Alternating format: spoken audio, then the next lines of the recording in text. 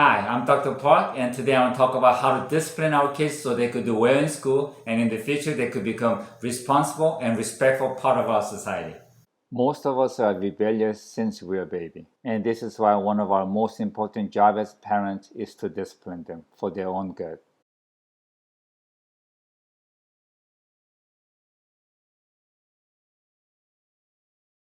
Study shows that kids who are disciplined from their home does much better in teamwork. They are eager to accept school rules and regulation and authority, eventually doing well in school and become respectful and responsible part of our society. But kids who have hard time accepting house rules and authority also have hard time at school and society, and some of them even end up in jail.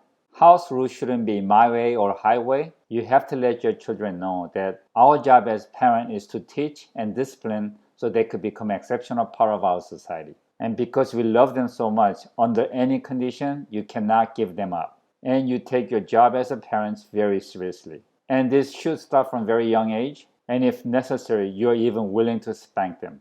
Now, if you as a parent let your child know there's certain punishment that you will never do, such as spanking, then they don't see you as someone who's loving, but actually someone who's weak. And they start testing their boundary and sometimes flat out refuse any punishment.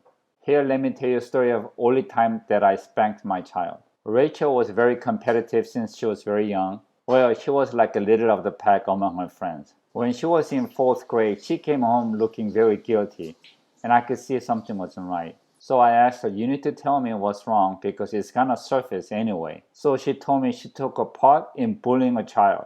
But she didn't hit the girl, but only held her down. I was so heartbroken by this. I told Rachel, this hurts me so deeply. Because can you imagine what that girl went through? Being held down by three girls and getting beat. And she genuinely regretted her action and was willing to accept her punishment. So I told her, this is the first time I'm gonna spank you, and I hope this will be the last. And I asked her, how many spanks do you think you deserve? She thought it for a while and she said 5. So I made sure I didn't hit her too hard, but I made sure it was hard enough and painful enough so that she'll remember for a very, very long time. After that, I told her, you need to go to your friends and apologize in front of all your friends, including the other girls who was involved in bullying her, and receive your forgiveness. And in the future, you need to help kids who are being bullied. And she went to school and did everything, and she actually invited her to have lunches with her friends, and they actually became very good friends. And she started to understand the feelings of weaker kids, and she started to have compassionate heart, which is a crucial character of a medical doctor, which she is being trained now. And Joseph, who is 4 years younger, learned just by watching Rachel, and he was never spanked. When you punish your kids for their wrongdoing, you have to explain to them what was so wrong and why this punishment is adequate for their behavior. And when they understand, they are very cooperative. But many parents try to give them a scare tactic, such as, wait till you get home, you're in big trouble. Or, wait till your daddy gets home, you are in big trouble. And when they feel like they were punished beyond their wrongdoing, they start to think this really isn't fair for them. And eventually they become very uncooperative.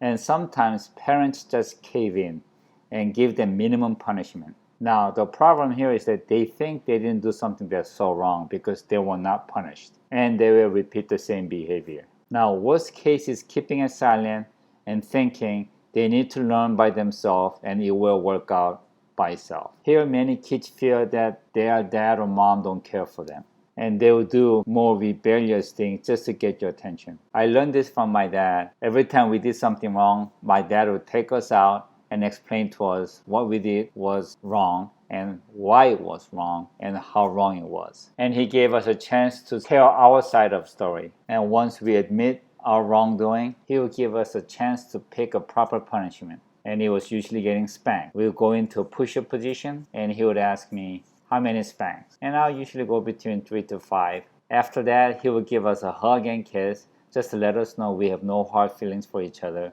but this was for our benefit. And we promised him we will never do it again. Well, sometimes it wasn't always true, but in most cases it was. When your child does something wrong, they're already feeling guilty, scared, and defensive. So for them to come to you and talk to you, they need to know you won't be emotional, judgmental, or say hurtful things like, "You're so stupid, how can you do it again? You will never learn." This kind of words could really act as a poison and only create animosity.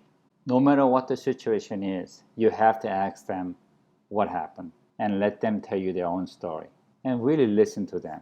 And you have to focus on the solution and making things right, not on the punishment.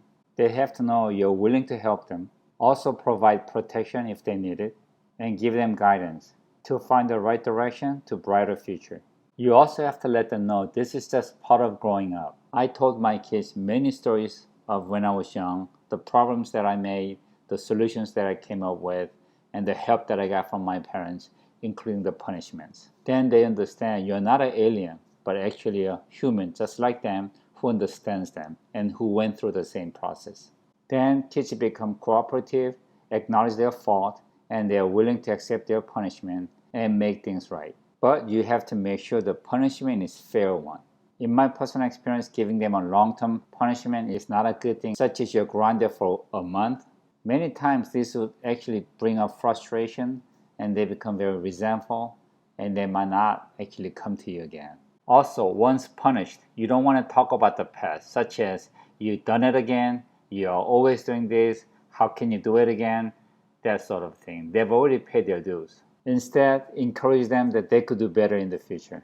And when everything is over, including the punishment, always give them a hug and kiss and let them know there's no hard feelings and you love them and you believe in them. If not, they might never come to you when they're in trouble, but seek advice from their peers or their friends who doesn't know any better. Or try to solve the problem on their own. But without proper guidance, they end up repeating the same behavior over and over again. And sometimes they get lost in themselves and never find their way out. But with a proper guidance, the problem can be solved so much easier. When the kids realize you're there for them and you really have the best interest only for them, they will come to you for advice even when they're adults. In Korea, there is an old saying, when tiger dies, they leave their hides behind, but when man dies, they leave their name behind. But this is not really true for all of us. It's for only very few in our history, and it doesn't really apply to most of us. But most of us leave our children behind, and they are our legacy. I know it is very difficult to discipline your child. You really don't want to hurt their feelings or hurt them in any ways. But if you don't do it, they might have to learn the hard way. If you like the video, give me a thumbs up, subscribe, and hit the bell, select the top, and you will be notified with more great videos. Thank you.